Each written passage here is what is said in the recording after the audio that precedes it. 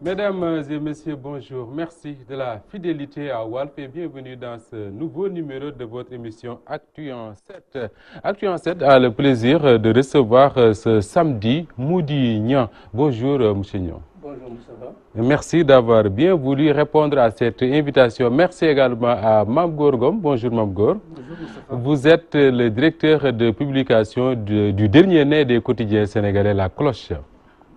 Alors, avec vous donc, nous allons essayer de discuter de l'actualité de la semaine, une actualité qui reste très politique avec cette polémique entre le président du parti Rewmi, Idriss Seck, et le président de la République du Sénégal, Macky Sall, à propos des accords signés entre le Sénégal et la Mauritanie, mais également de l'affaire Petro-Tim interpellée par le président de Rewmi. Macky Sall a fini par réagir, ce qui est loin de satisfaire Idriss Seck. Nous allons discuter de cette question-là.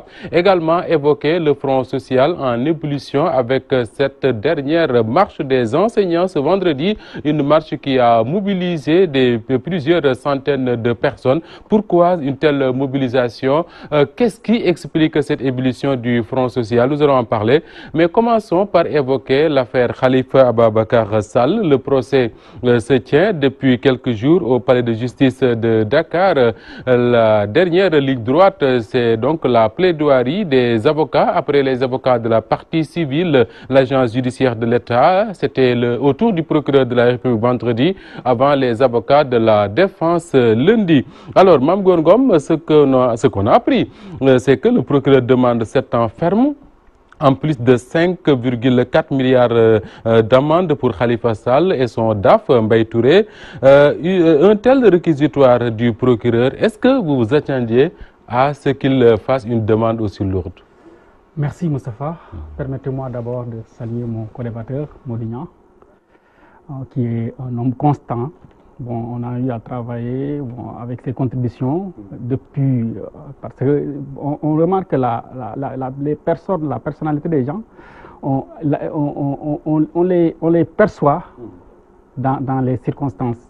Parce qu'à plusieurs circonstances, sous Wade, sous Macky, il est resté le même homme, avec ses convictions qu'il défend avec hargne. Je pense que c'est à saluer. Lui, c'est mon grand. Bon, pour parler de Khalifa Sall, c'est juste pour vous dire que moi, ça ne me surprend pas. Ça ne me surprend pas du tout. Parce que tout le monde sait que beaucoup de Sénégalais, les Sénégalais sont conscients que si Khalifa Sall va en procès, il sera condamné. Je pense que sa non-condamnation serait une surprise. Donc, si le procureur requiert 7 ans de prison, je pense que ce n'est pas une surprise, cela va de soi. Donc, on sait que le procès, le dossier Khalifa Sall, c'est un dossier judiciaire, certes, mais aussi il a de forts relents politiques. Si on dit, on ne dit pas que Khalifa Sall n'a pas fait dans la surfacturation, il est blanc comme neige, mais c'est la forme, la manière dont le dossier a été traité qui pose problème. Parce qu'à côté de Khalifa Sall, il y a d'autres dossiers qui dorment sur les tiroirs. Combien de dossiers l'inspecteur général d'État, combien de personnes l'inspection générale d'État a épinglées? Même il y a des personnalités bien connues que l'inspection générale d'État a épinglées et qui sont promues même. Et le Premier ministre lui-même était parti à l'Assemblée nationale pour dire que tous les dossiers seront donnés au procureur. Jusqu'ici, on attend. Je pense que si les gens critiquent, fustigent la démarche, le procès Khalifa Sall, c'est qu'ils fustigent la démarche, ils fustigent la manière dont ce procès a été fait. Et bon, on sait qu'il y a une caisse d'avance, on dit que ce sont des fonds politiques. Tout cela, c'est du juridisme. Mais au-delà du juridisme et tout cela, au-delà du fond du dossier, il y a la forme qui pose problème. D'accord. Alors, ce qu'on a également entendu du procureur de la République, c'est cette phrase de choc, Moudi Niang, quand il dit « je ne lâche rien ». Et effectivement, il n'a rien lâché puisqu'il demande une condamnation de 7 ans de prison ferme. Mais là, il risque peut-être de renvoyer l'image de quelqu'un qui s'acharne contre le maire de Dakar.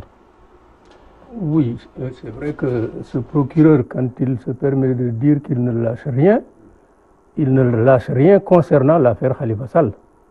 mais il lâche bien d'autres choses. Il faut que ce soit clair. Et j'ai lu quelque part également, on lui fait dire que la loi est dure, mais c'est la loi.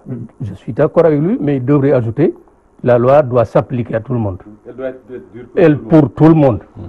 Et ce n'est pas le cas. Pour ce qui concerne justement cette affaire Khalifa Sall et la peine lourde qu'il a demandée, qui ne surprend personne, je m'excuse. Mon bonjour quand même à mon frère Mam Gor, à qui je renouvelle mon amitié. Et je souhaite également bon vent à votre nouveau genre. Donc, ça ne surprend personne. Il faut partir déjà du début de la alternance, d'une déclaration de Mbaye Ndiaye, apparemment anodine, mais qui était lourde de signification. Ministre d'État. Ministre d'État, qui disait à propos de Khalifa Sall, s'il veut rester maire de Dakar, il faut qu'il vienne à la paire. Vous imaginez? Et il va ajouter, quand certaines personnes ont ajouté l'idée que, pour ce qui est de cette caisse d'avance-là, les prédécesseurs de Khalifa Sall ont fait la même chose. Il a dit oui, ils ont fait la même chose, mais eux, ils n'étaient pas contre le président. Ils étaient avec le président. Voilà. Mamadou Diop était avec Diouf, Pape Diop était avec Wade. Voilà déjà, c'est ce qu'il a dit. On peut déjà imaginer ce qui allait advenir de ce dossier-là. Donc, je ne suis pas surpris. Et j'accueille même cette affaire-là avec amertume. Je précise. Je ne suis pas pour Khalifa Sall. Je l'ai dit dans la première contribution que j'ai publiée à propos de cette affaire-là. Ici d'ailleurs, affaire Khalifa Sall, un procès manifestement injuste. Je le maintiens ici, c'est un procès manifestement injuste. Parce que l'inspection générale d'État qui est allée le voir pendant 18 mois, qui a bouclé son rapport et qu'on a immédiatement transmis, cette diligence suspecte déjà me posait problème. Sous prétexte qu'il a détourné 1,8 milliard. Je ne dis pas que 1,8 milliard c'est peu. 1 franc de deniers publics c'est important. Absolument. Personne ne doit le détourner. Je ne sais pas s'il a détourné ou s'il n'a pas détourné. S'il a détourné, il doit être condamné. Mais le problème c'est que, à supposer qu'il ait détourné 1,8 milliard, il y a des dizaines de personnes qui ont détourné infiniment plus et qui ont été épinglées lourdement, comme vous l'avez dit. Et ce que vous dites ne relève pas de rumeurs, c'est des enquêtes, des rapports. Dans mes contributions, je donne toujours des faits précis qui sont lourdement épinglés par nos structures de contrôle et qui sont là tout autour du président de la République. Je donne seulement un exemple. La loi est dure. Mais c'est la loi. Elle doit être dure pour tout le monde. Absolument. Elle ne l'est pas pour Sindiély. Pourquoi? Parce que vous connaissez le fameux dossier du FESMAN, qui est parti d'un budget prévisionnel de 5 milliards à 90 milliards. Où il y a eu c'est extraordinaire. Je retiens seulement les 15 milliards que le ministre de l'économie, des finances et du plan de l'époque, parce que c'est grave, il est allé emprunter 15 milliards à une banque privée et remet l'argent, les 15 milliards, à non pas au comptable public, mais à une personne privée, sous prétexte qu'il est chargé de payer les prestations au cours du FESMAN. Vous imaginez ça? Et les 15 milliards se sont volatilisés. On n'en parle plus. On n'en parle plus. L'inspection générale avait demandé l'ouverture d'une information judiciaire concernant ça. Le président dit non, je ne veux pas transmettre ce dossier parce que je ne peux pas mettre le frère et la sœur en prison. Vous imaginez ça? Il y a une loi pour le frère et une loi pour la sœur. Et voilà. Et une loi pour les autres Sénégalais. Pour les autres Sénégalais. Donc je dis, moi si je suis vraiment amer pour cette affaire, c'est que un procureur qui s'acharne, comme vous l'avez remarqué, contre Khalifa Sall, le maire de Dakar, et qui a sur sa table des dossiers infiniment plus graves que le dossier de Khalifa Sall. C'est ça qui est inacceptable. Ce que je vous propose de faire avec la complicité de Modou Diouf et Modou Fall, c'est d'écouter d'abord Maître Khoureyssi Ba, un des avocats de la défense. Il commente le réquisitoire du procureur. Nous allons suivre Maître Khoureyssi Ba avant de revenir pour poursuivre le débat. Quand même, parce qu'on s'attendait à un réquisitoire bien structuré, on a eu droit à un discours politicien enrobé de beaucoup d'humour. On s'attendait à quelque chose de technique, quoi, mais on comprend la difficulté dans laquelle il est dans un pareil dossier, de structurer un réquisitoire. Pourquoi on a eu droit à des attaques sur la ceinture, un niveau très bas, honnêtement. Beaucoup d'humour pour faire rire, insulter les gens, leur manquer de respect. Et au final, demander 7 ans, là où on demande toute honte but, la relaxe pure et simple des comptables, des receveurs percepteurs municipaux. Franchement, Comment vous l'expliquez? oui, mais c'est tout simplement qu'on est en plein délire politicien. Les motivations sont politiques. Et voilà, les vrais coupables, donc il faut les extraire parce qu'ils n'intéressent personne. C'est Khalifa Sall qui les intéresse avec ses collaborateurs. Et voilà ce que ça donne. Mamgor, l'objectif, c'est qu'on écoute Maître Khoureyshiba parce que ce qu'il dit finalement, c'est un peu la perception de l'opinion. C'est-à-dire qu'on a ce qui allait au procès, en tout cas, c'est ce qu'ils disent, qu'ils sont en face d'un procureur qui n'hésite pas à injurier, à manquer de respect aux prévenus, et ça renvoie l'image d'un acharnement, comme le disait tout à l'heure Mourinho. Je pense que l'avocat est dans son rôle, c'est normal, c'est un avocat de la défense. Mais on remarque qu'il y a des remarques très particulières sur ce procureur. Parce que depuis, même sur l'affaire Aïda Ndiongue, avec sa conférence de presse, il avait donné des détails qui n'étaient pas vraiment nécessaires. Allant jusqu'à dire que, bon, de petits détails qui ne peuvent pas servir à grand chose. Bon, souvent aussi on l'entend menacer. Il faut. Il a menacé tous ceux qui s'attaquent tous ceux qui critiquent les magistrats. Il avait menacé d'ouvrir un dossier contre Idrissa Seck sur l'affaire des 70 milliards. Ensuite, il a freiné des 4. Donc tout dans la même journée. Dans la même journée. Donc ça, ce discours, franchement, il doit revoir son discours. Bon, on sait qu'il représente l'État, il représente l'État, c'est le parquet, mais il doit, je pense, avoir plus d'élégance pour que les Sénégalais, au moins, le respectent. Et puis, puissent y voir beaucoup plus clair. Parce que quand on l'entend parler, comme le dit l'avocat, on sent pas la technique, on sent pas le judiciaire. On sent pas le judiciaire, mais on sent plus l'homme politique qui défend un État avec acharnement et puis des fois avec très peu d'élégance. Je pense qu'un procureur de la République, quelqu'un qui dit le droit, doit avoir plus de mesures, parce qu'il faut de la mesure dans toute chose. Il doit avoir plus de mesures pour que les Sénégalais sachent là où la vérité se situe. Mais à l'entendre parler, on sent qu'il y a quelque chose qui ne marche pas, ça cloche quelque part. Et certains disent d'ailleurs que s'il a tenu lui-même à défendre son dossier, c'est parce que certainement le dossier n'était pas aussi lourd qu'on le croit, parce qu'on le disait ici la dernière fois, la première fois que le procureur de Paris l'a fait, c'est parce que ses substituts ont refusé de le suivre, il était lui-même à défendre le dossier. On ne sait pas ce qui se passe au parquet, mais bon, ça donne une idée. Le procureur lui-même, Mourinho, plaide la relaxe pour les 2 percepteurs municipaux qui avaient d'ailleurs bénéficié d'une liberté provisoire et qui étaient chargés de charger, je m'excuse de la répétition, Khalifa Ababacar Sall et Mbaye Touré notamment. Et ça renvoie, en tout cas c'est pas Moustapha qui le dit, ça a été dit dans la presse, ça renvoie à l'image d'un deal entre certains accusés, certains prévenus et le procureur du genre, chargez-le, de toute façon vous serez libéré. En réalité, pour ceux qui connaissent les 2 procureurs, en particulier l'un d'entre eux, on n'est pas étonné qu'il soit relaxé. Les percepteurs. Simplement, le percepteur, l'autre, celui qui est l'agent comptable de Bokoum, etc. Tout le monde sait. Tout le monde, on connaît son cursus, on sait là où il est passé, etc. On sait le Sénégal, et le Sénégal, c'est un petit village. On sait ce qu'il a fait et ce que les autres.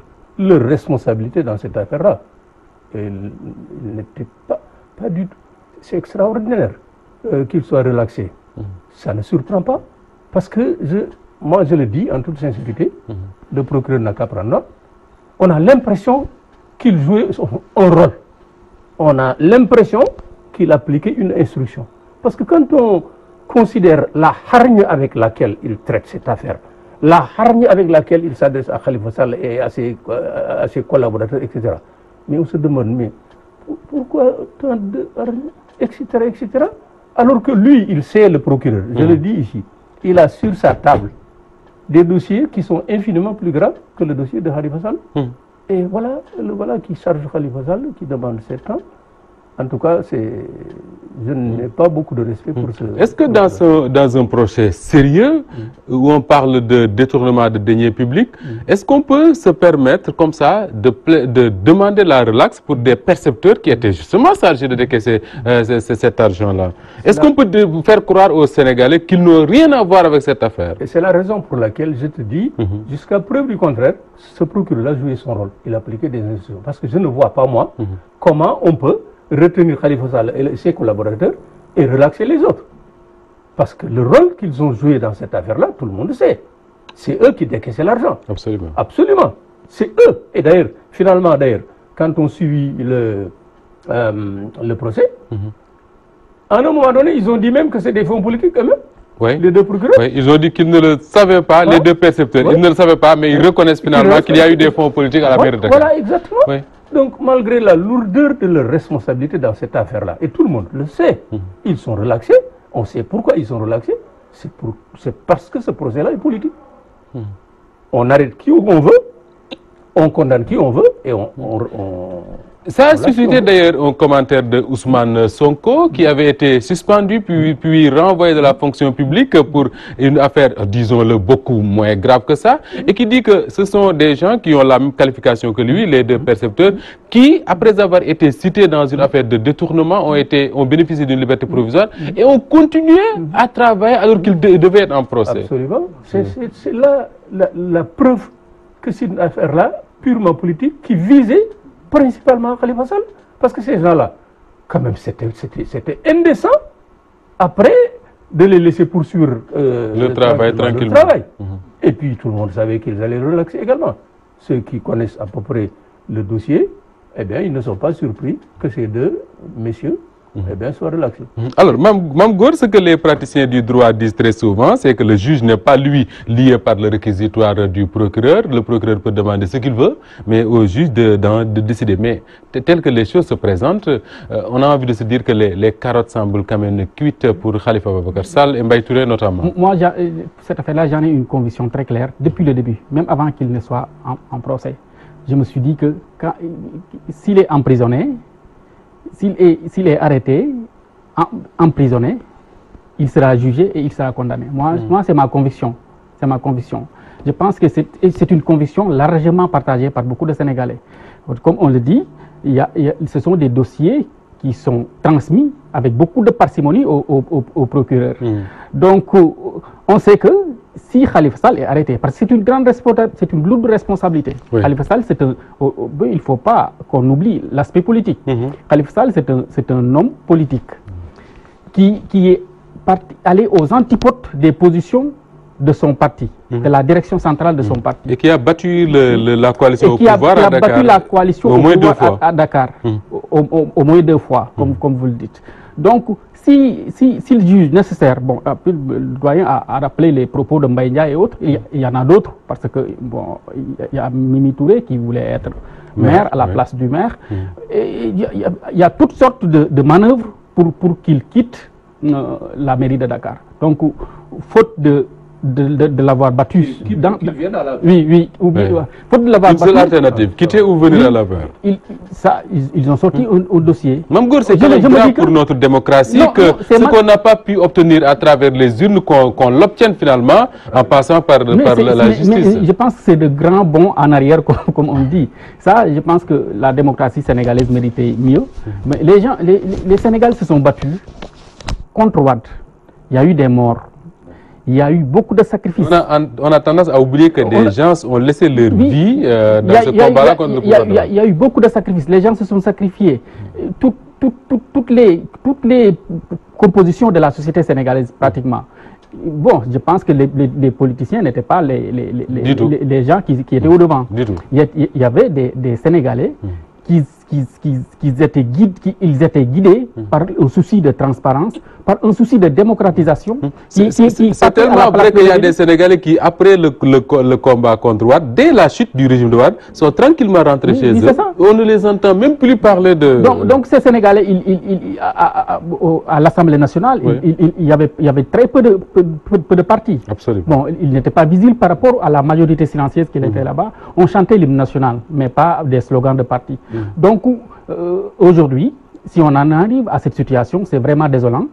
Et personne n'imaginait que ce grand engouement, ce grand engagement des Sénégalais allait finir comme ça. Le juge, lui, on en parlait tout à l'heure, il n'est pas lié, on le dit, on le répète par le réquisitoire du procureur. Le procureur peut demander ce qu'il veut, mais c'est à lui de décider. Mais est-ce que, quand on ne va pas visiter la conscience du juge, on n'est pas là pour ça, mais est-ce qu'on peut avoir la conscience tranquille quand on a un dossier comme ça, de devoir se prononcer et certainement de condamner Khalifa Ababacar Sall, alors que les gens qui ont amené Khalifa Sall en prison, leur régime, leur pouvoir est jalonné de scandales que le juge n'a pas reçus, de dossiers en tout cas? En réalité, moi je considère que le juge, c'est un magistrat. Absolument. Il se trouve dans un ensemble, la justice sénégalaise. Je le répète, qui est une justice à deux vitesses. Le président de la République, nous avons au Sénégal un président de la République qui a tous les pouvoirs et qui écrase l'Assemblée nationale par son pouvoir, qui écrase la justice par son pouvoir. C'est le président du Conseil supérieur de la magistrature. C'est lui qui tient entre ses mains le destin des magistrats. Et donc, que le magistrat juge ou procureur, moi j'ai le sentiment qu'il n'y a pas une grande différence parce que la justice sénégalaise est entre les mains du président de la République, le Parlement est entre les mains du président de la République qui en fait ce qu'il veut. Donc je ne crois pas tellement à une main plus légère de la part de ce juge-là. S'il le faisait, ce serait pour moi en tout cas une surprise. C'est un magistrat comme tous les autres, comme le procureur, comme tous les autres. Eh bien, ils sont sous la coupe de l'exécutif. Ils font ce que l'exécutif veut. C'est ça la réalité. Notre justice est une justice à deux vitesses. Sous la coupe de l'exécutif, qui fait en général ce que l'exécutif veut. Parce que il faut quand même insister sur ça, que les Sénégalais le sachent.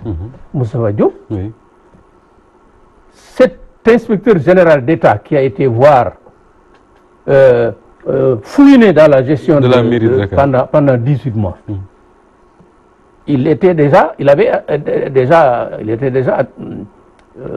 devait faire prévaloir déjà ses droits à une pension de retraite.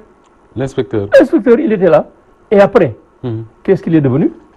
On l'a nommé secrétaire général du HCT, le Haut Conseil de Ousmane Tanor Dieng. Et c'est son ami par-dessus le marché. Ah oui? Ah oui, il faut le dire. C'est le même gars qui a fait le rapport sur la gestion de Khalifa Sall, qui devait aller en retraite, et qui est aujourd'hui nommé secrétaire général de Ousmane Tanor Dieng, président du Haut Conseil des collectivités territoriales. Ça, c'est important. Et je dis, le président de la République n'enverra jamais l'inspection générale d'État au cours. Je le dis ici, au fort. Il n'enverra jamais l'inspection générale d'État à la poste. On dit même que l'inspection générale d'État a fait un rapport sur la gestion de la mairie de Kaolack, dont on ne parle plus. L'OFNAC a déposé 2 dossiers contre la poste et le code. Les dossiers sont sur la table du procureur de la République. Par conséquent, notre justice, moi je le dis en toute sincérité, je ne fais pas confiance à notre justice. Je ne crois pas. Ce procès est un procès manifestement injuste. Quel que soit par ailleurs ce qu'a pu faire Khalifa Sall et ses collaborateurs. Alors, quelle que soit l'issue de ce procès-là, justement, il aura finalement un impact sur la présidentielle de 2019. On va parler politique. Alors, cette présidentielle de 2019 et l'affaire Khalifa Ababacar Sall, l'impact que ça pourrait avoir, Mame Gor Ngom. Oui, je pense que si leur objectif était d'emprisonner Khalifa Sall et de le condamner, je pense qu'ils ont réussi. Parce que manifestement, comme on l'a dit, il sera condamné. C'est la non-condamnation qui serait une surprise. Donc, mais ça, ce n'est pas une mince affaire. On s'achemine vers une présidentielle. Bon, tout dépendra du discours des partisans de Khalifa Sall maintenant, parce qu'on parle de politique. Oui, absolument. Parce que maintenant, leur candidat est en prison, il ne sera plus candidat. Donc, je pense qu'il faut qu'il fasse tout pour capitaliser cet élan de sympathie. Parce que, bon, quelqu'un, peut-être, on ne sait pas. S'il est condamné, c'est peut-être qu'il a fait quelque chose. Mais peut-être, ce qu'on dénonce, c'est la justice à double vitesse. Mais il faut qu'il capitalise cet engouement, cette martyrisation de leur leader, pour que les Sénégalais puissent peut-être sanctionner ceux qui l'ont fait. Beaucoup disent que si le pouvoir... Mais pratiquement, aujourd'hui, on sait que des deux côtés, on est en train de jouer. Malheureusement, cela explique ce qui s'est passé la fois dernière avec le Premier ministre qui va chez On va en parler tout de suite. Alors, est-ce que beaucoup disent que si on a voulu condamner Khalifa Sall, c'est certainement pour rendre la présidentielle de 2019 plus facile pour le président. Est-ce que Khalifa Sall, non partant, mais en prison, ne risque pas de rendre plus incertaine cette présidentielle-là? Parce que ceux qui disent là, il faut une analyse un peu simpliste. Parce que ce n'est pas de l'arithmétique. Oui, c'est pas de l'arithmétique. Et puis, les Sénégalais aussi, bon, par endroit, ils n'aiment pas l'injustice.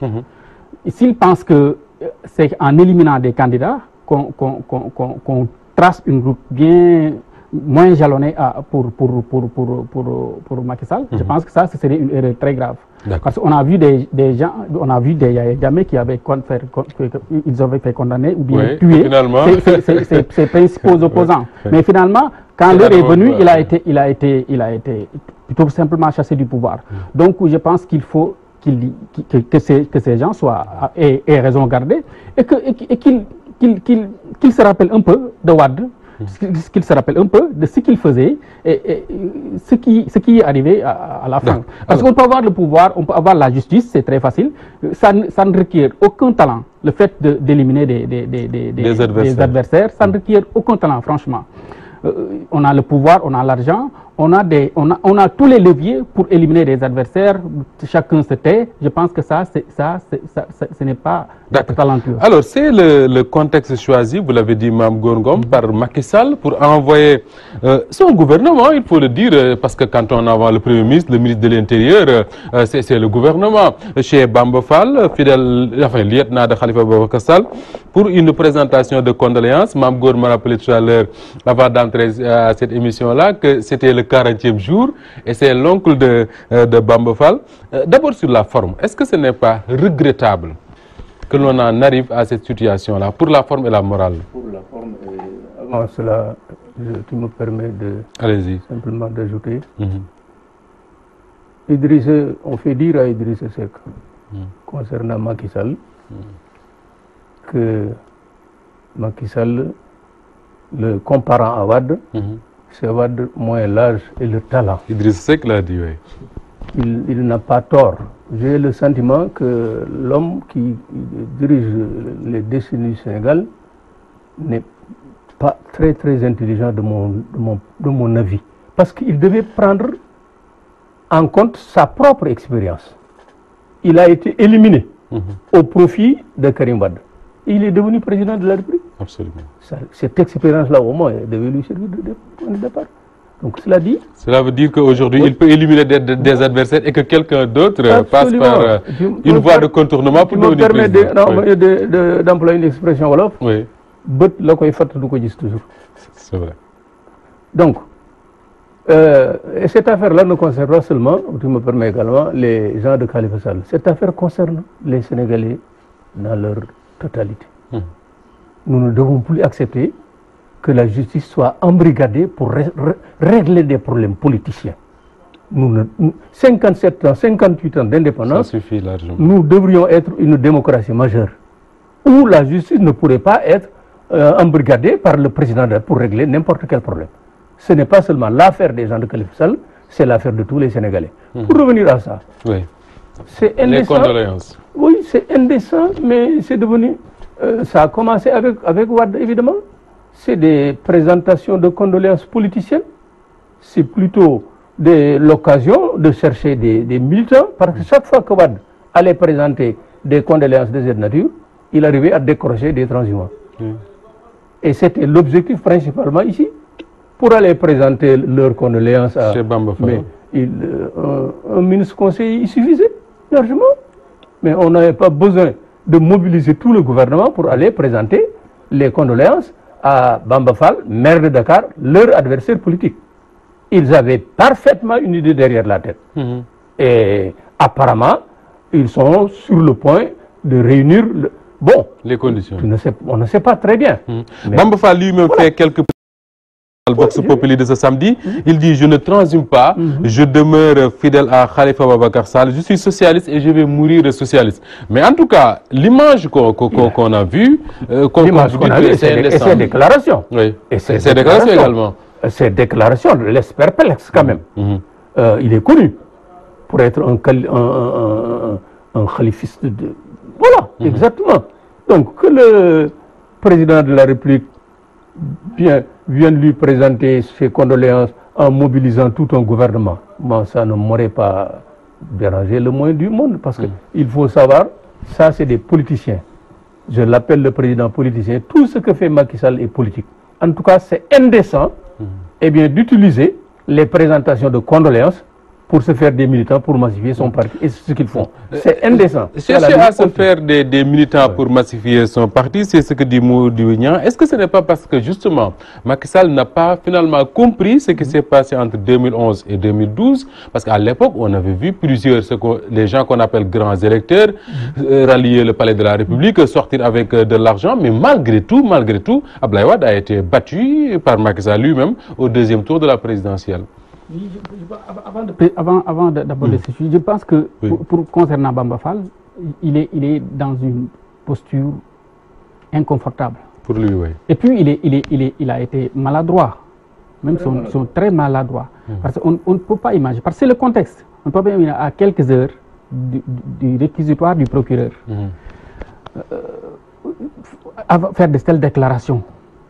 Des déclarations qui il dit je n'appartiens à personne, je suis un homme libre, je suis un électron libre, je réponds quand la République m'appelle, j'ai de l'administration pour le couple présidentiel.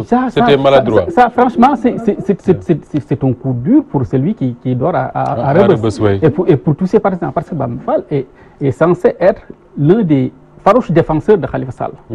Donc, en tout cas, les plus visibles avec Barthélémy. Donc, si le gouvernement se rend à la Médina pour présenter des condoléances, ce n'est pas fortuit. Ce n'est pas un acte fortuit et c'est un acte bien calculé. Donc, Bamba, il devait en être conscient. S'il n'en est pas conscient, bon, il n'est pas peut-être... Il y a quelqu'un qui a dit dans un journal hier que c'est un émotif, il parle sous le coup de l'émotion. Mais c'est ce qui... Quelqu'un l'a dit. Mais c'est assez grave. Oui, c'est assez grave. Donc, à ce niveau de responsabilité... À ce niveau de responsabilité, ce qu'il a fait, c'est un acte assez grave. Si l'acte n'était pas assez grave, ce n'était pas la peine de faire des précisions. Mais il a fait des précisions parce qu'il faut que certains, les hommes politiques et autres aussi, il faut qu'ils sachent raison garder. Des fois, ils font des déclarations fracassantes. Même si c'était les journaux seulement qui rapportaient ça. Parce que là, vous touchez un point important. La faiblesse de la classe politique aujourd'hui, c'est qu'ils ne sont pas capables d'être froids, je le dis comme ça, de garder sa sérénité face à cette situation. Ils font des déclarations flagrantes et puis après ils disent que leurs propos sont mal interprétés. Alors qu'il n'y a rien à interpréter parce que c'est à la télévision. Tout le monde suit. Et les sites internet, ça va très vite. Ça va très vite. Et puis on dit que c'est mal interprété, on ne voulait pas dire ça. Il a dit ce qu'il a voulu dire. Mais maintenant, il n'a qu'à assumer. Alors, il n'a qu'à assumer, mais il doit se rendre compte qu'il a fait une erreur monumentale. Alors, on va faire lire cette affaire-là, mais sous un autre angle, Moudouignan. C'est que le président Macky Sall, avec ce qu'il a fait avec Bamba Fall, c'est qu'il est allé faire la cour à un homme répudié par son ami Ousmane Tanor Dieng. Est-ce que ce n'est pas un coup que Macky Sall porte d'ailleurs à Ousmane Tanor Dieng en allant faire la cour à Bamba Fall? En réalité, d'abord, il faut dire que si si Bamba Fall était un maire APR, la même délégation n'irait pas lui présenter ses condoléances. Si même, ça, c'est sûr. Voilà. Je suis persuadé que si Bamba Fall était maire APR, ce n'est pas une délégation aussi importante. Conduite par le Premier ministre. Il n'y a pas de doute. Donc, les Sénégalais doivent savoir que nos gouvernants, ils utilisent les malheurs des autres pour se faire des militants. Si c'était par pour cette courtoisie, peut-être non, c'est présenter leurs condoléances à l'occasion de la disparition de la mère de Khalifa On n'a pas besoin de ça. Du frère de Khalifa. Il n'y a pas de doute que les Sénégalais sachent que si Bamba Fall était maire à pair, le Premier ministre ne se serait pas déplacé pour aller lui présenter ses condoléances. Mais par-delà ça maintenant, Ousmane Tanor Dieng, qui Ousmane doit se sentir un peu trahi là. Peut-être bien. Vous savez, ces gens-là, c'est extraordinaire, que ce soit Ousmane Tanor Dieng, que ce soit Macky Sall, que ce soit... On ne sait plus où donner de la tête avec ces politiciens. Les Sénégalais quand même doivent se reprendre un peu. C'est le mot. Se prendre au sérieux. Même si les politiciens ne nous prennent pas au sérieux, nous devrions nous-mêmes nous prendre au sérieux et savoir réfléchir. Nous en avons assez de ces politiciens-là et c'est le moment, il n'y aura jamais essai pour les Sénégalais, eh bien, de penser à un homme neuf ou à une femme neuve. On en Depuis 58 ans, on a les mêmes hommes qui nous jouent les mêmes tours. Nous devrions en avoir assez. Et pourtant, ça manque pas dans ce pays. Ça ne manque pas dans ce pays-là.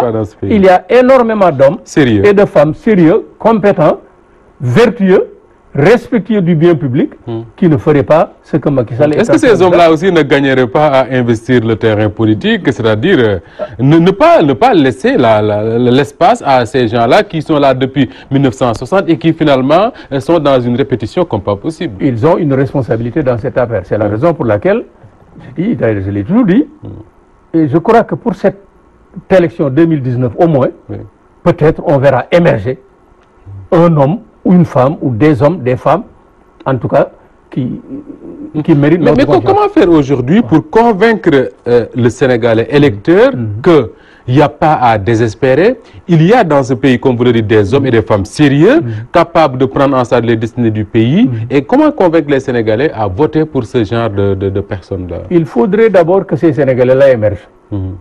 Pour qu'on sache qui ils sont, pour qu'on sache ce qu'ils sont capables de faire, pour qu'on sache quelle offre ils vont nous faire. Il faut d'abord que ces femmes, que ces hommes surgissent. Et je crois, moi j'ai le sentiment que pour cette 2019-là, il y aura 1, 2 ou 3 hommes de cet acabit qui vont se présenter à l'élection présidentielle. En tout cas, ce serait une bonne chose. Ça, il faut le dire. Je le crois sincèrement. Parce que quand même, les Sénégalais, 14 millions de Sénégalais, nous n'allons pas encore laisser l'espace politique à la même classe politique qui nous a joué toujours les mêmes tours. Des Macky Sall et consorts. Mais c'est extraordinaire, nous en avons assez. Parce qu'ils viennent faire la même chose que leurs prédécesseurs. Absolument. Macky Sall, c'est le sosie de Maître Wade. C'est exactement la même chose. J'ai dit, leurs gouvernances sont parfaitement superposables. Nous n'allons pas courir le risque de porter encore, si d'aventure Macky Sall n'était pas réélu, nous n'allons pas courir le risque de porter encore au pouvoir quelqu'un. Une autre photocopie de Wade. Alors, voilà qui nous amène à parler très rapidement de cette polémique entre Idriss Seck, le président du parti Rewmi, et Macky Sall. Je rappelle à ceux qui nous écoutent à travers les ondes de la radio Walf FM que les invités de l'émission Actu en 7, c'est Mame Gor Ngom, directeur de publication du quotidien La Cloche, et Mody Niang, enseignant à la retraite. Alors, Idriss Seck, il insiste depuis quelques jours sur les accords entre le Sénégal et la Mauritanie, mais également sur les contrats pétroliers signés par l'État du Sénégal, notamment avec Petrotim. Quand on fait une lecture politique, qu'est-ce qui pousse Idriss Seck à insister sur cette affaire? Parce qu'ils savent que le gouvernement a des faiblesses à ce niveau ou bien... Comme on le dit, peut-être c'est là où le bas blesse. Bon, vous savez, les contrats pétroliers, c'est une véritable nébuleuse. Hein? Voilà. Il y a beaucoup de Sénégalais qui ne comprennent pas grand-chose. D'ailleurs, on avait parlé de Petrotim, de Franck Timis et autres. Il y a des procès. Il y en a tellement qu'il y a beaucoup de Sénégalais qui pensent maintenant que le pétrole, c'est Timis, quoi. C'est ça. Mais je me demande où en sommes-nous avec les procès, les fameux procès, parce qu'il avait cité des personnalités à traduire devant la justice. Jusqu'ici, bon, il y avait une liste de plusieurs Sénégalais qui devaient... Donc, c'est là où le bas blesse. Et ça, c'est un enjeu de taille. Je pense que les contrats pétroliers, il faut que ça soit clair. Parce que c'est beaucoup d'argent, c'est l'avenir des Sénégalais et ce sont des ressources naturelle des Sénégalais. Donc il faut faire face à la spoliation de nos ressources. Je pense que c'est un combat. C'est un combat, je pense que c'est l'un des plus grands combats qu'on doit mener. Donc Idrissa Seck, en tant qu'homme politique, il n'est pas un enfant de cœur et puis il sait à bien des égards ce qu'il dit. Donc il ne fait que répéter ce que d'autres ont dit. Il y a les Brahim Seck et autres, peut-être il est plus audible. Mais bon, beaucoup de Sénégalais dénoncent la manière dont ces contrats pétroliers sont signés, y compris son ancien ministre qui a démissionné. Donc c'est une nébuleuse, il faut de la transparence, il faut jeter une lumière sur ces contrats, parce que c'est l'avenir du Sénégal, c'est l'avenir de toute une... C'est pour toute une génération. C'est même pour les générations à venir. Donc il faut que ça soit clair. Idrissa Seck, il a posé des actes bon, si ce n'était pas intéressant, peut-être le président n'allait pas répondre. Il n'allait pas répondre. Mais Parce qu'il a interpellé sur d'autres questions, il n'a pas répondu. Depuis 2012, Idrissa Seck, il cherche la réponse du président. Et il l'a finalement eu. Aujourd'hui, il l'a finalement eu parce qu'il a peut-être mis le couteau là où ça Il a trouvé, comme disent les journalistes, le bon angle d'attaque. Oui, c'est ça, le bon angle d'attaque. Le président a répondu, il a riposté. C'est bien, parce que aussi une démocratie se nourrit de débats. Il faut un débat sérieux, surtout sur des sujets sérieux, parce que le pétrole et le gaz, ce sont des sujets très sérieux. Il faut qu'on en parle. Il ne faut pas qu'on arrête de parler de ça. Voilà. Le sujet est tellement sérieux, Mme Gorgom, qu'à côté du pétrole, il y a le gaz. Et beaucoup qui ont vécu l'époque senghorienne, Modignan, rappellent que s'il y a autant de problèmes aujourd'hui entre le Sénégal et la Mauritanie à propos notamment de la frontière, c'est parce que Senghor avait fait des concessions à ce niveau-là. On ne sait pas ce qui a été dit entre le président Macky Sall et son homologue mauritanien, mais est-ce qu'on peut se satisfaire, Modignan, de cette réponse du président Macky Sall qui reproche à Idrissa Seck de ne rien connaître de l'État pour demander la publication de ces accords-là? Est-ce que cette réponse de Macky Sall, on peut se satisfaire de ça? Ce n'est pas la réponse, d'autant plus que lui, il sait très bien qu'il raconte des histoires. Lui, le président. Idrissa Seck n'est pas né de la dernière poulie. Quand même, il faut savoir le dire. Il a été ministre d'État, directeur de cabinet du président de la République. Il a été Premier ministre. Quand même, on peut lui concéder quand même qu'il connaît l'État. Qu'il en sait un bout. Absolument. Mais il faut quand même partir de deux principes, rappeler, qui sont consignés dans la Constitution. Le droit des populations sénégalaises à disposer de leurs ressources. Ça, c'est la Constitution qui le dit. Nous avons le droit de disposer de nos ressources. Et l'autre principe... Comme on dit, l'autre principe, c'est le droit à l'information. Inscrit dans la Constitution également. Nous avons droit à être informés de la manière dont nous sommes gouvernés. Nous avons le droit de savoir comment nos ressources-là importantes sont gérées. Le pétrole, le gaz, etc., etc., et les autres machins. C'est notre droit reconnu par la Constitution. Donc, si Idrissa Seck pose cette question, c'est son droit le plus absolu. Et vous avez résumé tout. Ces gens-là qui nous gouvernent sont incapables de transparence. C'est la nébuleuse qui entoure toute cette affaire-là. Aussi bien les contrats qui sont signés au Sénégal que celui qui est signé en Mauritanie sont entourés d'une nébulosité totale. On ne sait rien. Or, nous devons savoir. Absolument. S'ils n'ont rien à cacher, ils n'ont qu'à publier les contrats. Ce sont nos ressources à nous. Il dit que ces contrats-là seront présentés en Conseil des ministres et ces accords ensuite présentés à l'Assemblée nationale pour le vote d'une loi. Sauf que des députés disent que quand on présente la loi, on ne dit pas tout. Donc les députés ne sont pas au courant de tout ce qui a été dit là-bas en Mauritanie. Et si d'abord ils étaient au courant. Mais il y a des contrats qui précèdent ce contrat-là, qui sont encore là, qui ne sont pas présentés au public. Notre droit à l'information doit être respecté. Notre droit de disposer de nos ressources doit être respecté également. Ces ressources-là ne sont pas les ressources de Macky Sall, ne sont pas les ressources de son gouvernement, ne sont pas les ressources de son parti-État, ce sont les ressources du Sénégal. Il doit les gérer avec transparence, il doit les gérer au mieux de l'intérêt de nos populations. Alors, est-ce que la gravité dans cette affaire des accords avec la Mauritanie, ce n'est pas justement ce qu'Idrissa Seck dit, c'est que ces accords n'ont pas été signés dans la sérénité? On a vu ce qui s'est passé à Guet-Ndar. La période est mal choisie. Oui, la période, exactement. Est-ce que ce contexte-là où il n'y avait pas cette sérénité-là ne peut pas pousser un président à signer des accords qui seront peut-être regrettés par les générations qui viennent. Est-ce qu'il n'a pas fait là-bas des concessions? Mais justement, c'est la question que je pose. Personne ne sait. Oui, voilà. Des questions que l'enfant de Mame Gor Ngom ou de Moustapha vont devoir payer. C'est vrai qu'on ne peut pas être péremptoire, parce qu'on ne sait pas. Ce qu'il y a dedans. Dans le secret des dieux, mais le contexte ne s'y est pas. Bon, parce que c'est un contexte marqué par une tension entre les deux pays. Je pense que signer des accords en cette période où il y a anguille sous roche. Donc je pense que pour il n'y a pas de précipitation. Je ne m'explique pas les raisons de la précipitation.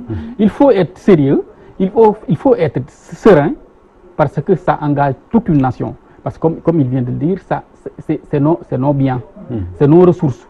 Ce sont les ressources de nos fils et de nos petits-fils. Donc il faut signer avec responsabilité, avec beaucoup de mesures. Parce que sinon, on risque demain d'être confronté à des difficultés incommensurables.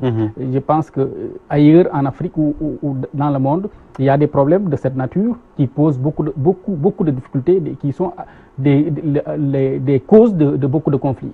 Donc le président Macky Sall, il doit écouter son peuple, il doit écouter aussi ses opposants, il doit écouter la société civile, et même ceux qui ne l'aiment pas, parce qu'ils considèrent que ce sont des opposants, mais il doit les écouter, parce que je pense que le Sénégal, c'est le seul parti qui vaille. D'accord. Alors, est-ce que le véritable problème du président Macky Sall dans cette affaire-là, dans la gestion des affaires de l'État, ce n'est pas ce que dit Mame Gor Ngom, c'est-à-dire de croire qu'il y a des Sénégalais qui sont contre lui, qui n'ont droit à rien du tout, et ceux qui sont avec lui, qui peuvent obtenir ce qu'ils veulent. Je le dis en faisant référence à ce que Serigne Mansour Sy Djamil a dit la semaine dernière à Louga, qui lui a dit que puisque vous êtes un marabout opposant, maintenant, Damalay Chompal, je vous donne plus ce que je vous dis donner, c'est ce que le marabout a dit. Mais en réalité, ça, c'est une évidence. Pour Macky Sall, il y a deux Sénégal. Le Sénégal qui est avec lui et le Sénégal qui n'est pas avec lui. Le Sénégal qui est avec lui, qui a droit à tout, à tous les honneurs, à tous les privilèges. Le Sénégal qui n'est pas avec lui, qui risque au contraire ses colères, etc. Ça, c'est évident. Vous avez dit tout à l'heure, il n'écoute pas l'opposition, il n'écoute pas... Macky Sall est incapable d'écouter qui d'autres, il s'écoute plutôt. Non, c'est vrai. Il ne peut pas écouter les autres. Il ne fait que s'écouter parce que sa préoccupation majeure, c'est sa réélection. Et il ne s'en cache pas. Depuis qu'il est arrivé au pouvoir... Il dit que l'essentiel, c'est de gagner. C'est de gagner. Voilà le problème. Il n'écoute ni Massamba, ni Mademba. Le président politicien s'écoute. Sa préoccupation, c'est d'être réélu et par tous les moyens, y compris par les plus illégitimes et les plus illégaux. Ça, il faut que les Sénégalais le sachent. Et je le dis ici haut et fort. Il y a un Sénégal qui est avec lui, qui a tous les droits, et un autre qui n'est pas avec lui, qui n'a aucun droit. Au contraire, qui court des risques. Alors, il nous reste très peu de temps. On va rapidement parler du Front social qui est en ébullition. Ça, on le sait. Depuis quelque temps, vous avez même fait une très bonne contribution là sur cette question. Une série de contributions. Oui, une série de contributions sur cette question, comme vous dites. Mais nous allons d'abord écouter un reportage de Djemba Mbaye qui était allé rencontrer les enseignants. Ils avaient organisé une marche à Dakar. On va revenir sur cette marche des enseignants, voir un peu la mobilisation avant de commenter le dernier chapitre de cette émission Actu en 7, le Front social. Les enseignants ont réussi le pari de la mobilisation. La foule était compacte. SAES, QSEMS, CELS, CELS-A, l'UDEN et SENELAS, tous les syndicats représentatifs, en masse confondus, ont répondu à l'appel à l'unité pour exiger du gouvernement du Sénégal le respect du protocole des accords signés en 2014. Saourou Sène, secrétaire général du SAEMS. Chers camarades, nous avons pu démontrer que là où il y a une unité, nous pourrions relever tous les défis, camarades. Camarades, cette mobilisation démontre à suffisance la détermination des enseignants à faire terminer quand même le dilatoire du gouvernement sénégalais. Camarades, je vais vous le dire et je profite de cette assemblée pour répondre à ceux qui considèrent que nous faisons de la politique ou de la surenchère. Ils ont vu tout faux, camarades.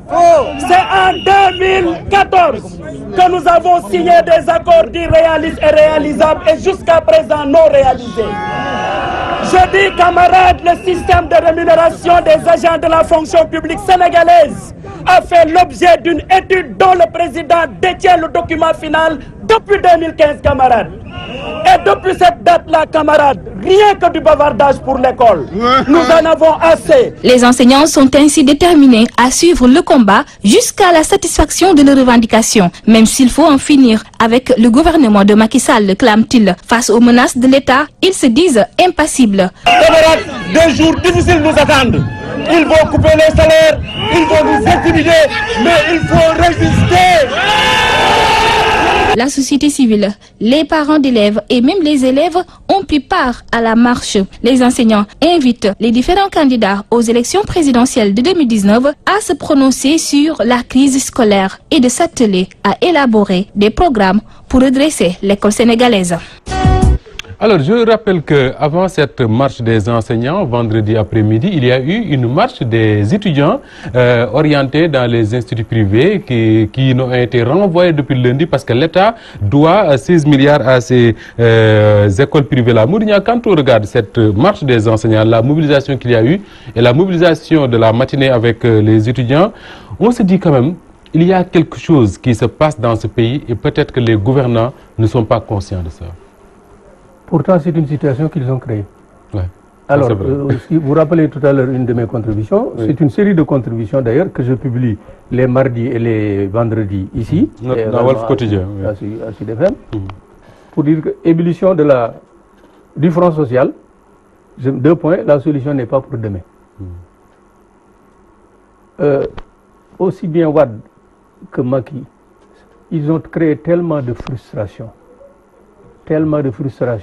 qu'on ne pouvait pas ne pas, arriver à ça. Justement. Parce que je prends un exemple simplement. Le dernier décret qu'il a pris pour accorder des indemnités de logement. Lui, Macky Sall. 2015. Tous les ministres d'État, ministres conseillers, personne à peu près ne connaît leur nom. Ils ont 1 million d'indemnités de logement par mois. 1 million 1 million. Ministre d'État, ministre conseiller, 1 million. Et c'est un décret de Macky Sall. Décret de Macky Sall, 700 000. Alors les présidents du Conseil économique et social, président du HEC et les hauts magistrats, 700 000. 500 000 les directeurs de cabinet et les secrétaires généraux de ministère. C'est un problème ça. 400 000, le magistrat qui sort du centre de formation judiciaire, il a tout de suite 400 000. Dès sa sortie. Dès sa sortie. Je m'arrête là. Ces gens-là, les enseignants. Le professeur d'enseignement secondaire qui fait bac plus 6 ans, il a 60 000, il demande 100 000, on lui dit non. Vous pensez que c'est normal? Du tout. Je ne m'arrête qu'à cet exemple. Et il y en a d'autres. Parfois, tu vas voir de qui se lève 500 000 francs, une indemnité. Quelque temps après, qui passe. C'est extraordinaire, quoi. C'est comme s'il y avait 2 catégories de Sénégalais. Oui. Ce sont ces frustrations-là qui sont à la base de la situation intenable que nous connaissons actuellement. Je l'ai suffisamment démontré dans mes contributions. Alors, ce qu'on a entendu, par exemple, de la bouche de Saourou Sène, le secrétaire général du SAEMS, qui a parlé tout à l'heure dans le reportage de Djemou Mbaye, c'est qu'en 2014, ils ont signé avec le gouvernement du Sénégal des accords réalistes et réalisables, mais qui ne sont toujours pas réalisés. Alors, on nous dit en même temps que le gouvernement, enfin, le Sénégal est riche, est devenu riche depuis quelque temps, il y a de l'argent, le gouvernement a des budgets de plusieurs milliers de milliards de francs CFA. La question simple que je pose, Mme Gorgop, c'est pourquoi alors on peine à régler les problèmes des enseignants qui ont 60 000 et qui demandent 100 000 francs d'indemnité? D'abord, on se désole du constat. C'est un constat d'échec. Absolument. Parce que on se rappelle bien, avant 2012, avant même la présidentielle de 2012, presque tous les syndicalistes, tous les syndicats d'enseignants s'étaient rangés derrière Macky Sall pour dire non. Il avait fait le tour pour rencontrer les syndicats. Pour dire non à Wade, parce qu'il y avait des problèmes. Mais on constate que presque à la fin de son mandat, rien n'est réglé. Des accords qui ont été signés depuis 2014, on tarde à les réaliser. Donc je pense que c'est le constat. Et malheureusement, comme le dit Mourinho, on ne les prend pas au sérieux. Comment ne pas prendre au sérieux un enseignant?